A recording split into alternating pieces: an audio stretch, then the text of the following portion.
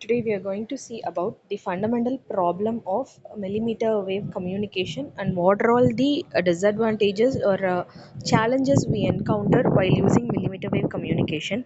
So the fundamental problem of wireless capacities. Every wireless technology we use like Wi-Fi, Bluetooth, 4G, LTE and GPS mainly relies on a radio frequency spectrum. So we all know the electromagnetic spectrum starts from radio frequency, microwave band, and then infrared visible, and then beyond that it will go all the higher frequency bands like X-rays, gamma rays, and all higher bands of frequencies will be going on the right side of your electromagnetic waves.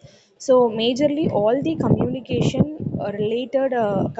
related propagation or radio propagations will happens in radio frequency spectrum. For decades we have been using the same frequency in the spectrum like RF and microwave, and since we are repeatedly using the same frequency band for n number of customers, all the frequency bands in the RF and microwave and all the spectrums have been congested and traffic. So we have to move on to a newer band like millimeter wave or terahertz or sub 6 gigahertz band. So already we have encountered some traffic in sub 6 gigahertz band since we have been exploited or overutilized this band of frequency below 6 gigahertz. So, for example, we can think the spectrum as a physical highway. If we are having three lanes and only fewer old cell phones are being used, in older days, so there was no traffic, but today we are having more than one mobile phones or more than 4 to 5 mobile phones for each house, and since we have to increase the capacity and bandwidth of the current technology, so to solve this we can look into Shannon's capacity theorem. So in this we all know the basic Shannon's capacity theorem is C equal to B log to 1 plus SNR. Here C is the maximum data rate or capacity, how much number of users can be accommodated in a spectrum, and B is the bandwidth, it is the frequency coverage or frequency range, and SNR is signal to noise ratio. So in order to increase the capacity, either we have to optimize the signal quality or we have to increase the bandwidth. So only place we can use such kind of massive population to be accommodated in a spectrum is using some unused bandwidth, that is we are moving into millimeter wave band communication. So already we have discussed about the frequency range of millimeter wave communication. For millimeter wave communication, it is around 30 gigahertz to 300 gigahertz. So usually 5G and 6G communication, we are using 24 gigahertz and 28 gigahertz band.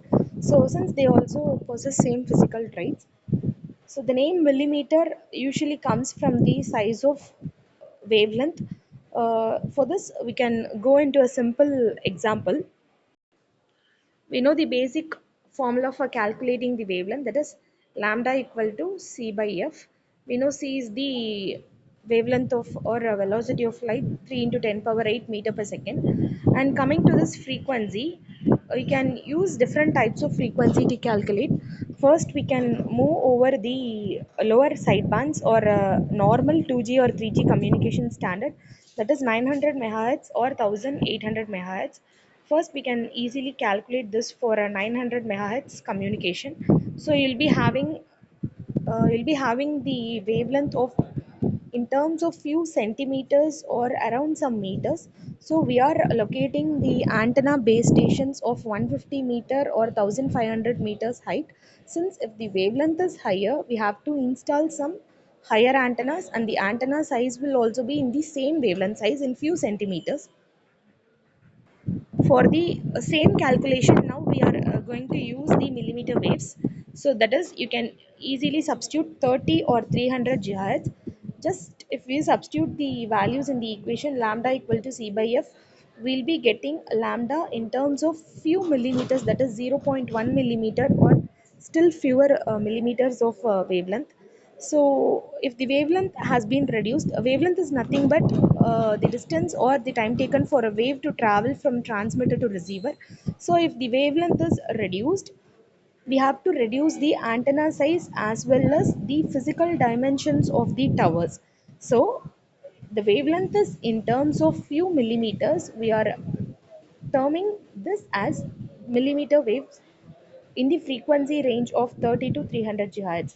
So at 30 GHz, the wavelength is exactly 10 millimeters, and at 300 GHz, the wavelength shrinks to 1 millimeter. So we can imagine how small the antenna and how small the cell phone tower will be. So compare this to 4G LTE network running at 800 megahertz. It is nearly 37 centimeters long. So the physical dimensions has been drastically reduced in this millimeter wave communication. So next one is coming to the physics of short waves, attenuation and path loss.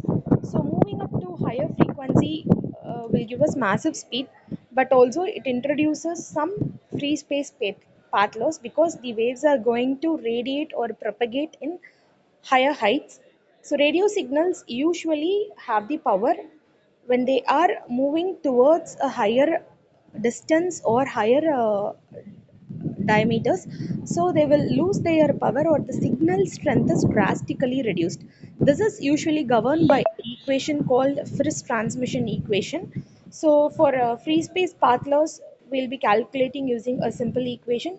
Free space path loss is 4 pi d by lambda, where d is the distance between the transmitter and receiver, and lambda is your wavelength. So we are going to substitute the formula for lambda, which is nothing but c by f. So f is squared. So the free space path loss will be reduced if the frequency is increased.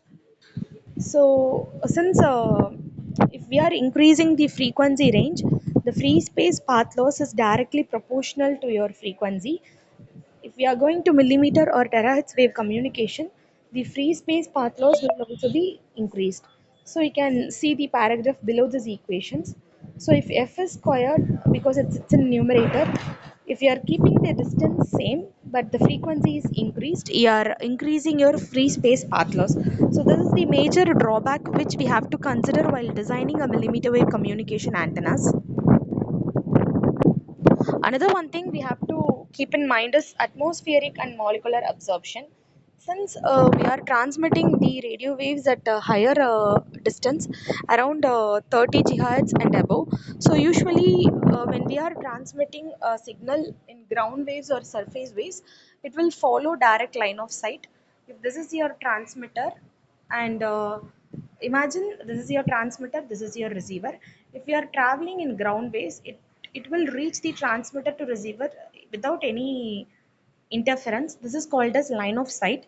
So when we are moving over higher distance like this or into troposphere ionospheric propagation, usually we encounter some losses. So especially the 60 gigahertz is a very special case, because at exactly 60 gigahertz the physical size of radio wave perfectly matches with the oxygen molecules.